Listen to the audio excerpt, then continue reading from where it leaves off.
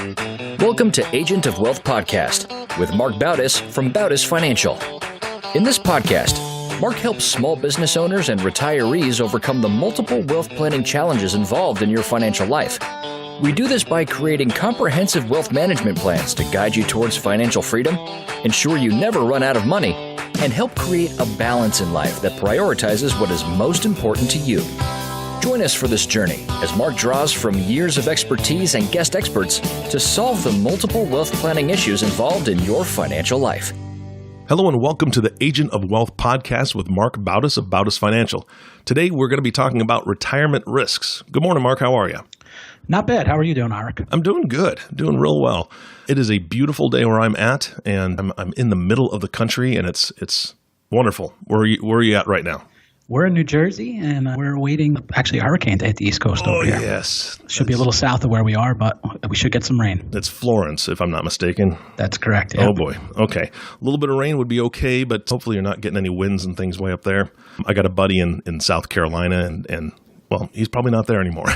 I'm pretty sure he's gone by now with his family, so being safe. All right, retirement risks. So what are we talking about today? Yeah, so today we're going to cover 6 risks or threats to your retirement. And, you know, when you make that decision to retire, it should be a happy time. Mm-hmm. You get to travel more, spend more time with your grandkids, and you don't have to go through the daily grind of having a job. But it's extremely scary to retire nowadays. Mm-hmm. And I don't know if you remember years ago, but when workers used to retire, they would automatically start collecting a pension and their Social Security. And there was almost no change to their income. Or even in some cases, you would see their actual income would even go up a little bit. Oh, that would have been nice. Yeah, definitely. But nowadays, most pensions have gone the way of the dinosaur, and you're really on your own to figure out how to make your money last. And it's, you can almost look at it like flipping a switch. You go from a steady paycheck to living off of the assets that you've saved. Yeah, that's scary. It's definitely very scary. And so what we're going to do today is we're going to cover those 6 threats, which are inflation, taxes, market volatility, healthcare expenses, potential cuts to Social Security, and longevity. Okay, so you've identified six categories that we're going to be covering, and we know that there's a lot of different things that are out there, but these 6 are really important to you, and you've really kind of honed in on some of these. So the first one, if I remember right, you said inflation? That's correct, yeah. And really the concept of inflation is pretty simple. The cost of almost everything rises over time. Mm-hmm. If you look back at what you used to pay for things like gas, groceries, clothing, even your property taxes on your house, and you compare them to what you pay now, things have increased a lot. Do you remember, you have any idea what you paid 30 years ago for a gallon of gas? I think the first time I went to the gas station, it was probably around 75, 80 cents for a gallon. Yep. Nowadays, it's triple or maybe even 4 times that amount. Yeah, I can't gas imagine is on the now. Extreme, but a lot of products and services are like that. Yeah, and I remember my first car was a Ford Thunderbird had a 464 barrel, so it drank gas. I mean, I think I got 6 miles to the gallon, so I couldn't imagine driving that today. That would be very expensive. But yeah, and if you purchased your house years ago too, you probably couldn't purchase a car for that amount now. So you really have to think about, okay, inflation will eat a lot of my savings up. And even though inflation's been pretty low recently, if it averages 3% a year, which it's been pretty close to, in 10 years, you'll have to withdraw over 30% more from your savings. And in 20 years, basically everything you spend on will cost you twice as much. Yeah. Wow. So you have to look at, okay, well, how do we account for this? And the first thing is you have to look at inflation. You have to account for it in the amount that you'll have to spend year by year. So when you do your projections in retirement, if you're looking at, okay, I need to withdraw, just as an example, $100,000. Next year, you should account that it would be at least $103,000. It may be more or less, but you have to adjust these things each year. Wow. Yeah, and we think maybe in retirement, the kids are gone by that time. We've probably got most of our house paid down. We may have less things to pay for is kind of our idea, but that's not necessarily true. And especially when we think about inflation, that I didn't even think about that part of it. Yeah, so I think yes, expenses in retirement are definitely different. Some things you won't have to pay for, but they'll be added expenses. Mm-hmm. One of the ones we'll talk about is healthcare, but also of the expenses that you pay, you'll definitely see an increase in the amount that they cost. Wow. Now, one saving grace is that when inflation rises, usually interest rates rise as well. So what that means is if we see an increase in inflation, you'll also see an increase in the amount of interest that is earned, whether it's from your bank account, bonds, or dividends that you receive. So inflation is definitely harmful, but also, we're in that low interest rate environment now where we may see an increase going forward with it. Okay, well that would be great if that happened as well. Is there anything else with inflation, or do we move on to number 2? No, we're going to move on to number 2, which is one of my favorite, taxes. Oh, mine too. And contrary to popular thinking, taxes do not go away once you retire. Uncle Sam is like that friend you can never get rid of. Yeah, great. Yeah. So, a lot of us save money in 401ks, IRAs, or different retirement plans, and we get that deduction on our taxes the year that we put money into them. However, once we retire and once we start pulling money out, taking distributions from those types of accounts, that money is taxable. So it's something that has to be accounted for. But as an example, if you take out $50,000 from an IRA or from a 401k and you're in a 20% tax bracket, 20% of that, or $10,000, will go to Uncle Sam or the IRS, and you only get to keep $40,000. Wow. Okay, so it's not just your retirement accounts that you have to pay tax on. Even if you have an investment account, you may still have to pay capital gains taxes if you have to sell any of the investments when you take money out of it. So you really have to look at kind of what type of accounts you have and where all of your money is. And the real kicker, and one that a lot of people didn't think, is that Social Security benefits are also taxable, unfortunately. Gee, Merry Christmas, yeah. Yeah, so up to 85% of your Social Security benefit can be taxable, and that's not that you have to pay 85% tax on it, but dependent upon, and the way Social Security works is they really tally up all of your income from all of your sources, and dependent upon what bracket you fall in, they may look at your Social Security benefit and put a tax on 85% of that amount. So, like inflation, you have to plan for taxes too. And, you look at, maybe you have a 6-figure or 7-figure IRA or 401k.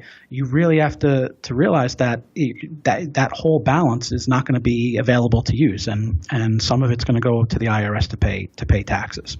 Like I said, you really have to look at your type of accounts you have. Some of them will be taxable, tax deferred, or tax free. And, everyone's situation is different, but you usually want to let the funds stay in the tax free or the tax deferred accounts as long as possible. And first withdraw from the taxable accounts, or the accounts that you're going to pay minimal amount of tax on. Now, why is that the best strategy? Well, because you're really deferring paying taxes, which means those accounts are because of compounding, the money's growing quicker or more rapidly than if you had to pay tax every year. Yeah, that makes sense. Yep. So, and even kind of segue into it, one thing that some people do, and it definitely makes sense to look at, is does it make sense to convert any of your 401k or your IRAs that you had with pre-tax money into a Roth IRA. So the way the Roth works is that you pay tax when you convert it, but you never have to pay tax on it again when the money comes out. And why it's really a good time to look at that now is because if you look at, and everyone complains about taxes that we have to pay, but the tax brackets are actually at historic lows.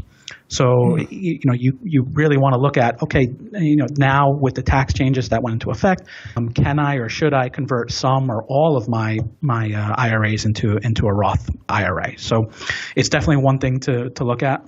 And that's going to be individualized, right? I mean, that's something that they should have a conversation with you or a professional that they're working with to know whether or not that's the best strategy for them. Yes. Yeah. It's definitely not for everyone. And it depends on whether you're working, whether you're not working, what your, retirement scenario looks like. But yes, it's definitely a conversation that should be, you should have with myself or a CPA or accountant. So let's say you started later in life with kids. If you still have children that live with you, would that affect that?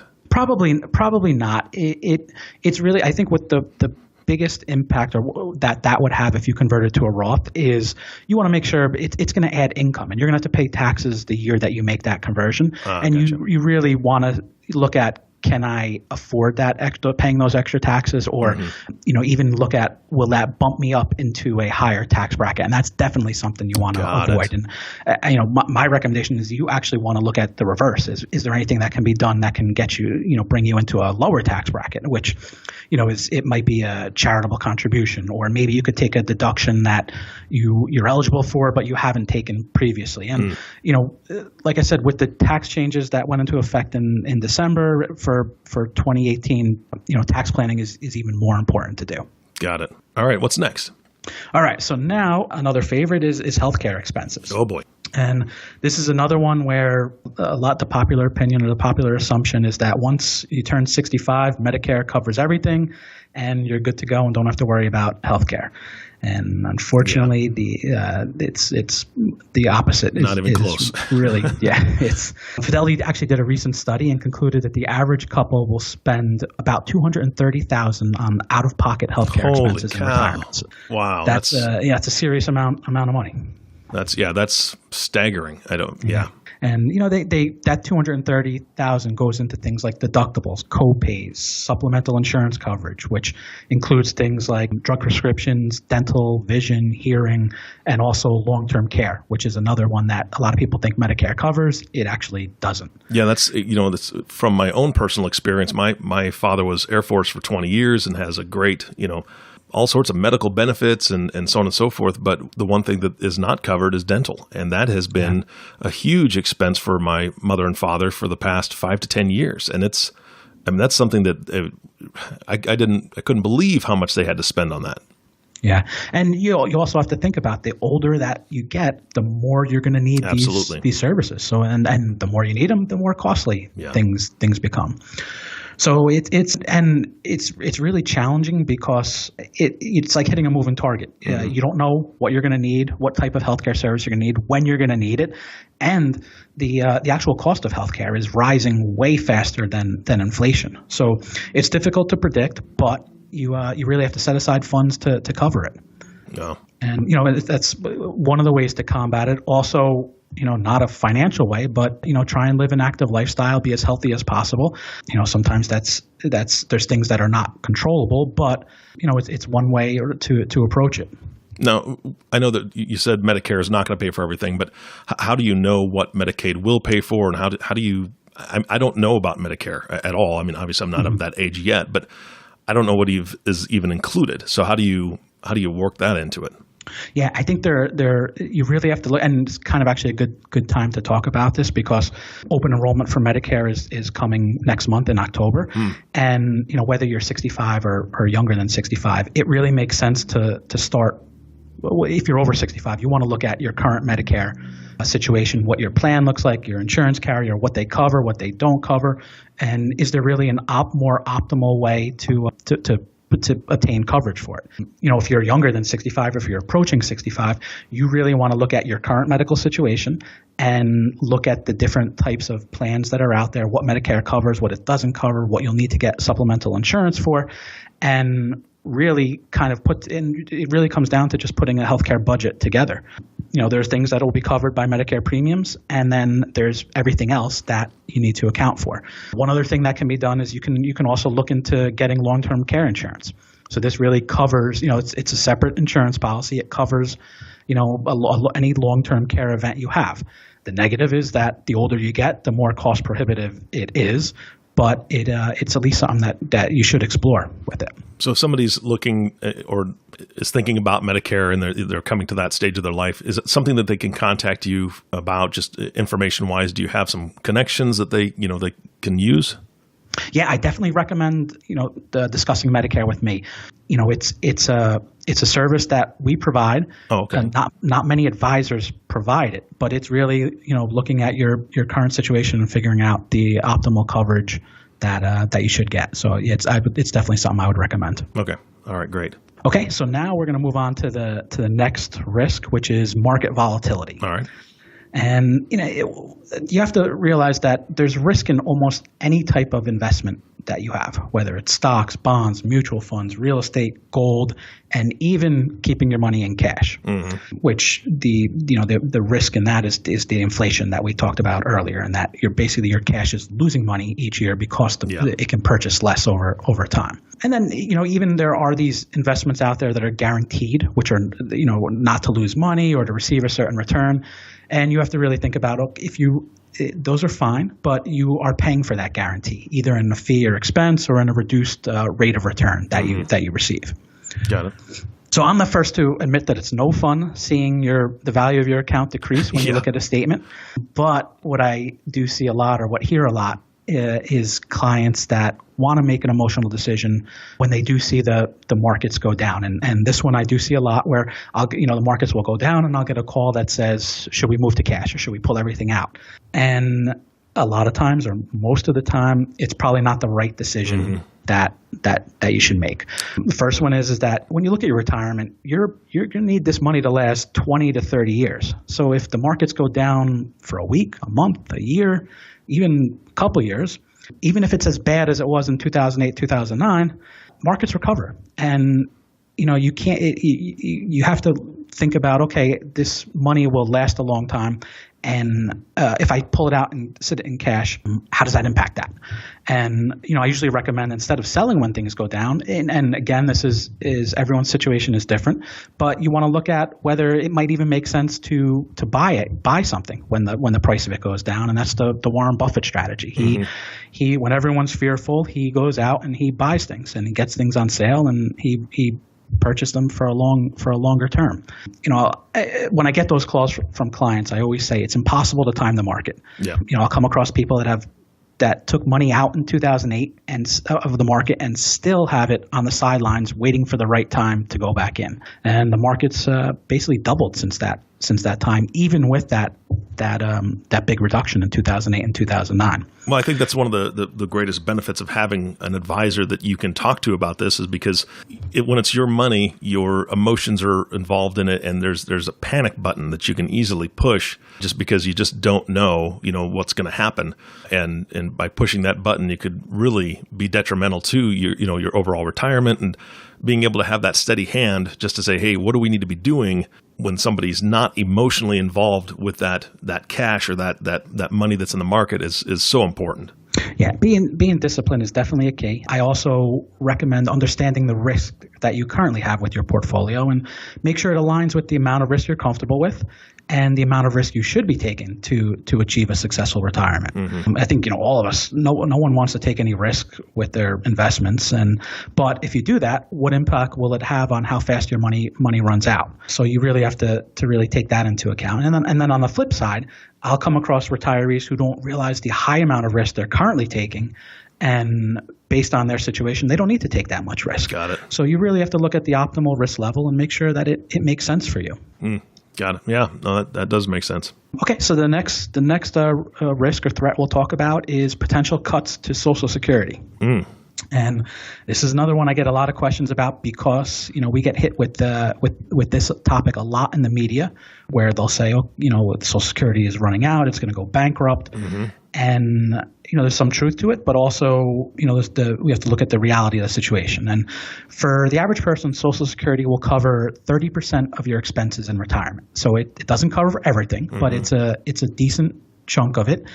And Social Security has a lot of great features. One of them is that you can't outlive it. So if you live to 150, it'll pay you to 150.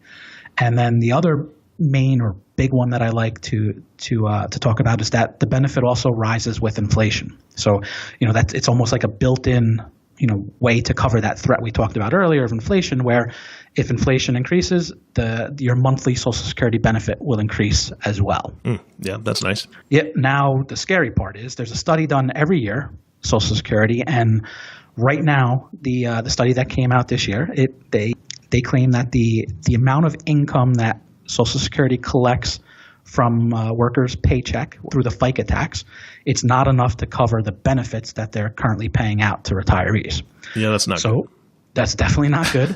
So what happens is that now they have to dip into the Social Security Trust Fund. And, once you start dipping into that, there's really only so much that is in there. And, once it runs out, that trust fund runs out, either there have to be changes that need to be made, or the Social Security won't be able to pay out the full amount of benefits that it's obligated to. So there are a couple of options that are being looked at. One of them is increasing the amount of wages that are taxable. Right now, your wages are taxed up to a certain amount for Social Security. If you earn over that, the wages over that are not taxed. So this one is probably one it's definitely being discussed, and one that might be implemented. Yeah, I'm sure. There's also talk about reducing benefits for future retirees. But the problem is, it doesn't seem to be much appetite from anyone in Washington to move forward with implementing anything.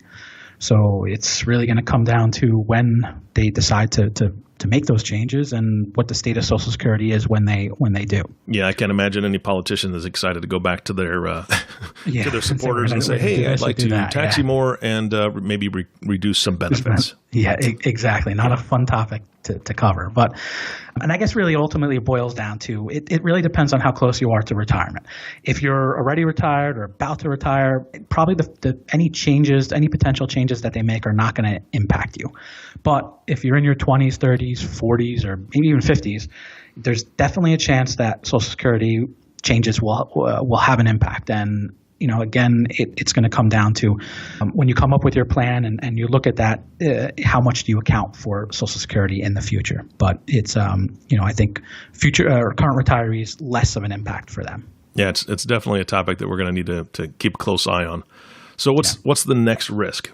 Okay, so the next risk is longevity.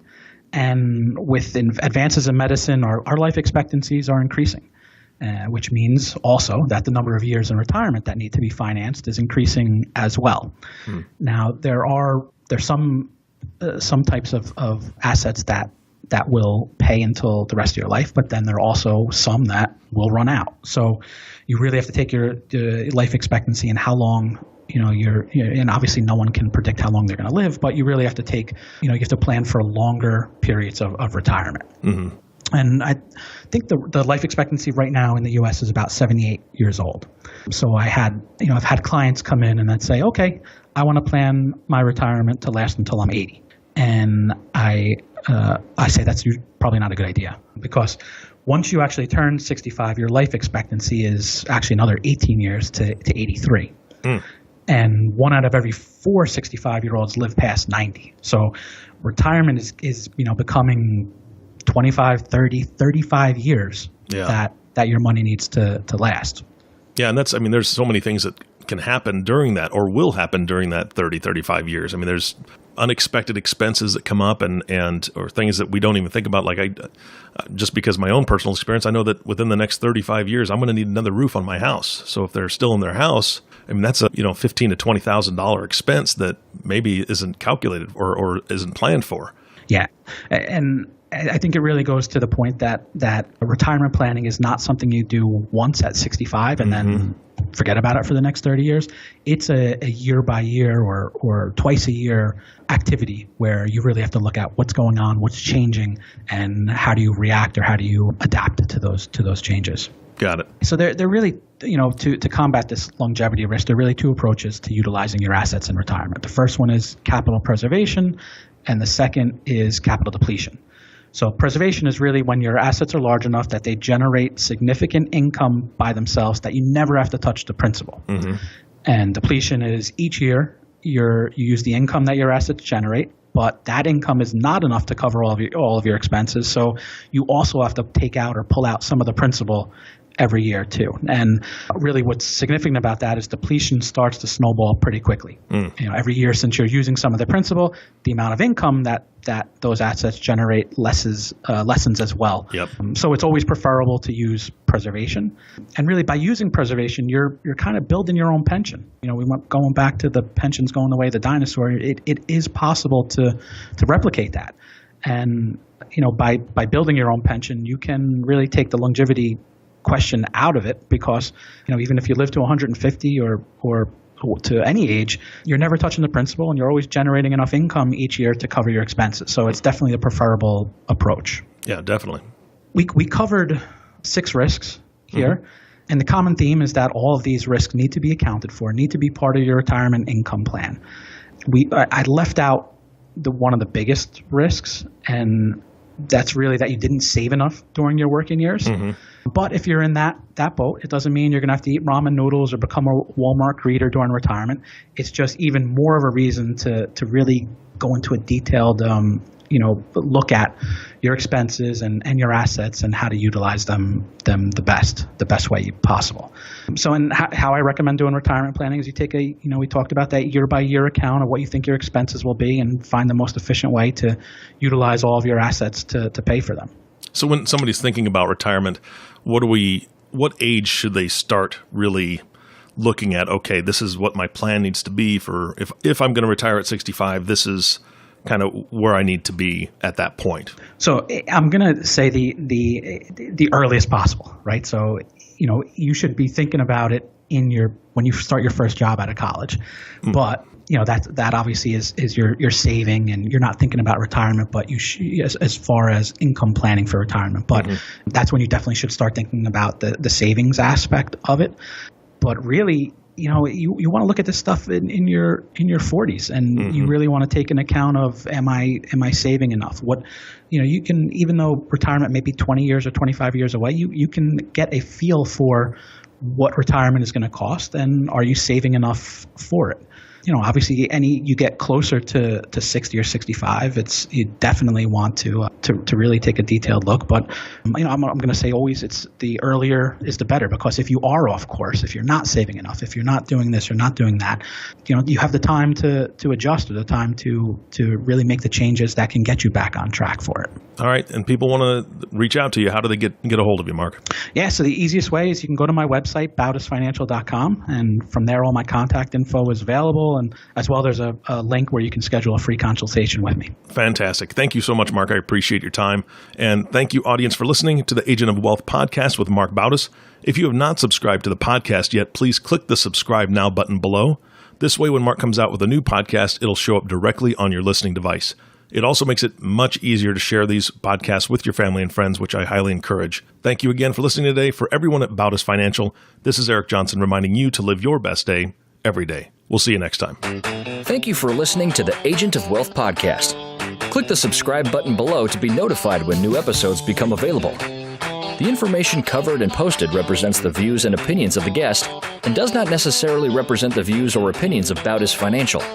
The content has been made available for informational and educational purposes only. The content is not intended to be a substitute for professional investing advice. Always seek the advice of your financial advisor or other qualified financial service provider with any questions you may have regarding your investment and financial planning.